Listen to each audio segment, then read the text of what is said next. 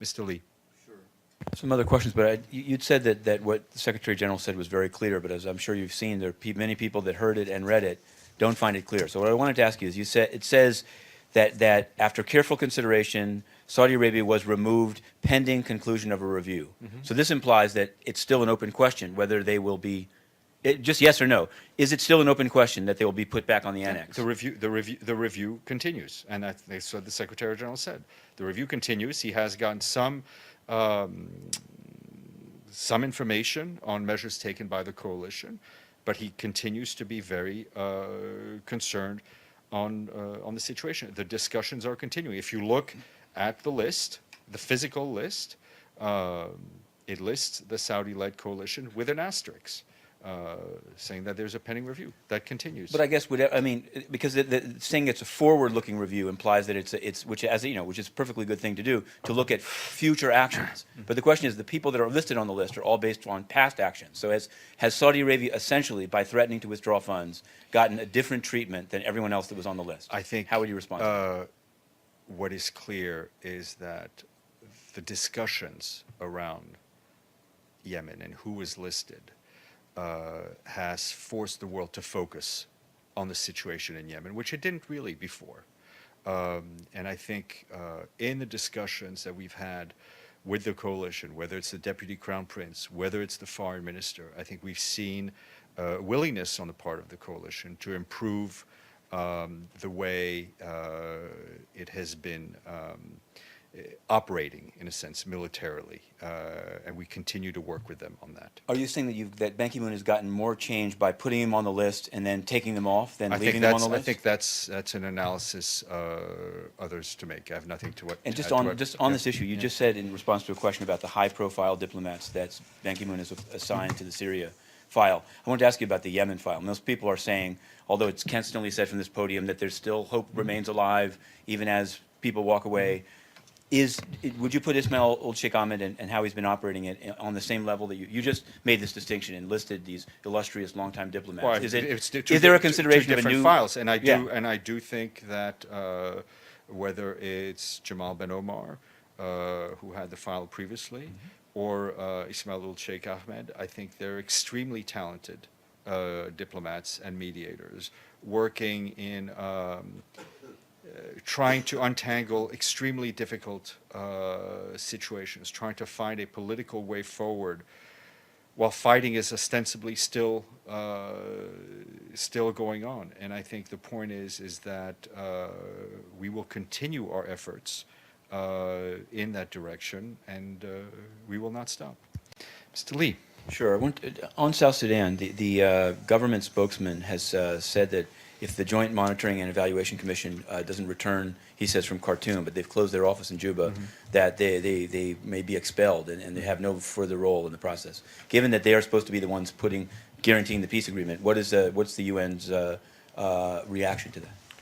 I haven't seen those comments by the spokesman. Obviously, the Joint Verification team plays a critical role, and we hope they're able to operate as usefully and practically as they can. And on what you said about the witness accounts saying that UN peacekeepers stood by as women were raped outside the camp of UN House, what would be the ramifications if there's an investigation? If in fact it's found that peacekeepers saw, watched, and did nothing, what happens with that? I think if we find that there's whether it is individual or unit-wide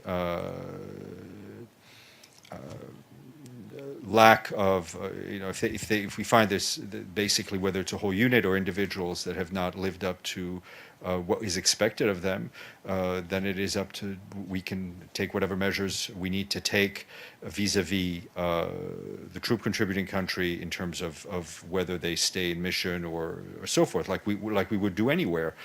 Individual accountability of soldiers is as in it is in every case, up to the troop contributing country to decide on what disciplinary action is taken, and we would hope, as in any case, if there is grounds for disciplinary action, we hope that action is taken. Sure. I wanted to ask on Western Sahara. I've seen a memo that was, I guess, it's a UN memo prepared off information provided by Morocco, saying that of the 83 expelled, they're claiming that there were really only 70 expelled, that one was a duplicate name, that there were 13 that had already left the mission. But I'm wondering, of these 70, there's 12 substantive, there's various other things. Can you say, and they break it down by Las Palmas, Tindouf, of the 25 that have returned, how many are, quote, substantive? No, I'm not able, not from this podium, not right now. Okay. And I wanted to ask, there's an event that Farhan's answered about in a couple of days, and yesterday he said that the event was canceled, and therefore there was no need to say why a UN security officer is on the board, what the relationship of the UN is. But in fact, I've seen that the press release that was put out before he said that is that it's postponed. They claim that there's such desire for this event that it's being postponed until mid-August. So my question to you is a very simple one. Because this is on PR Newswire, the sponsor, Jack Brewer, says that he's a UN ambassador of peace and sport. Is that true? Is that a post given by the UN to Jack Brewer? I'm not aware that it is. Did the Secretary General provide permission for Matthew Sullivan to be on the board of the Jack Brewer Foundation? Again, I think Mr. Haq has answered those That's questions. a yes or no question. I think Farhan, even from He didn't answer yes or no. unfortunately, even on vacation, Right. I watched the briefing and some exchanges between you and Farhan, and I have nothing to add to what he said to you. But isn't Mr. Abadi, Mr. Lee. Sure. I mean, I've kind of hit a brick wall. It seems like that was a yes or no question. But I'm going to ask you another transparency question.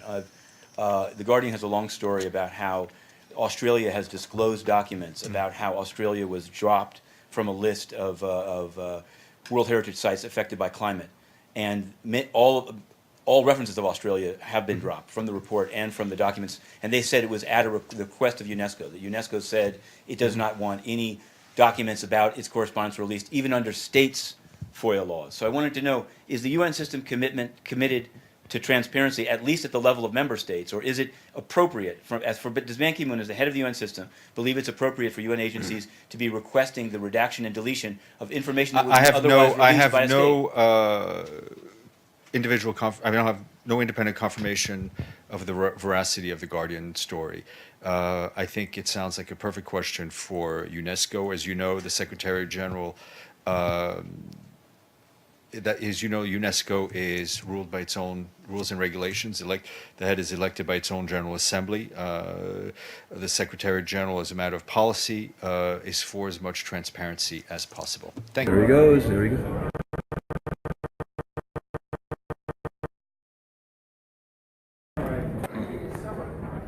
Did you like the information you got from the Saudis?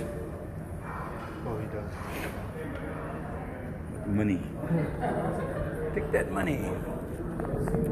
So as Secretary General Ban Ki-moon walks in with this enormous entourage of bodyguards inside a building which is fully protected, the question, hello, Mr. Secretary General. Good morning, Mr. Secretary General. How are you, Mr. Secretary General? This is the man who dropped Saudi Arabia from the Children in Armed Conflict list after his own expert found they killed more than 500 kids with airstrikes. So Interstate Press asked, did you like the information you got from them? No answer.